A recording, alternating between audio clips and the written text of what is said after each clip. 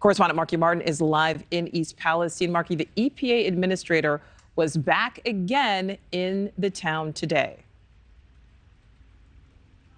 Yeah, that's right, Nichole. This was the administrator's third time to East Palestine, and he spent the day talking to locals, business owners, community leaders, not only trying to maintain that government presence, but also trying to quell some fears here.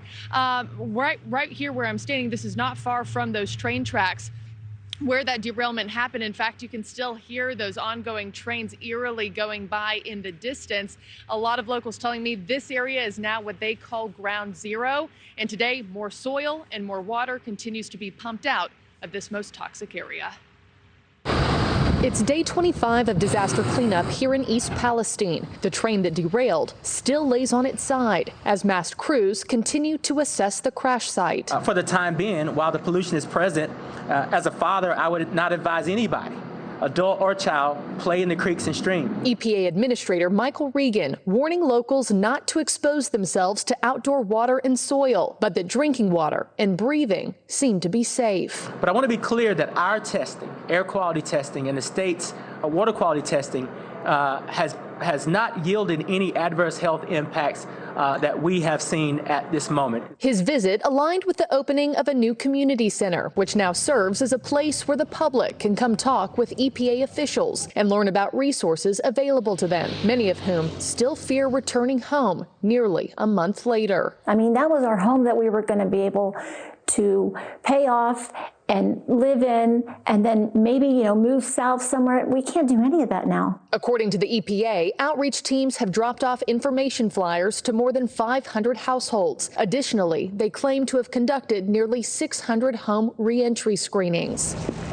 Our NewsNation team walked several neighborhoods mere blocks from the crash site to see if residents were happy with Biden's door-to-door response order. The answer, overwhelmingly, was no. There's no door-to-door. No, this is their door-to-door right here.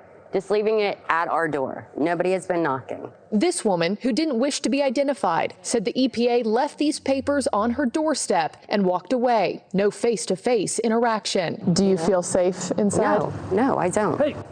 Same goes for Joe Helpy, who's worried about the health of his dogs. I'm terrified of my kids. It's my house.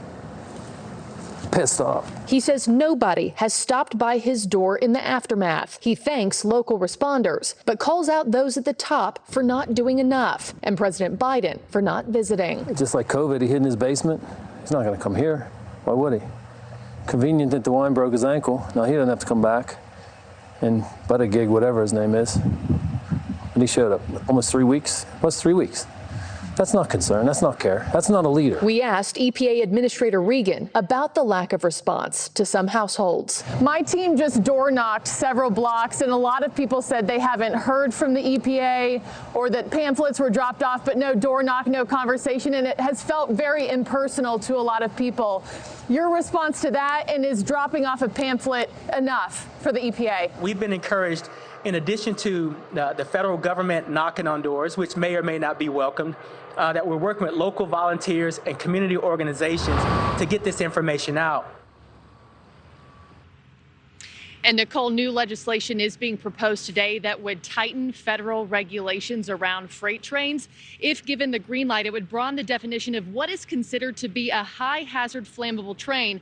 Now, the train that derailed here in East Palestine did not fall under that category because it wasn't carrying enough hazardous materials to fall underneath that threshold. Today, in an interview, Secretary Buttigieg said that the cleanup is moving swiftly, but its timeline, of course, is dictated by safety.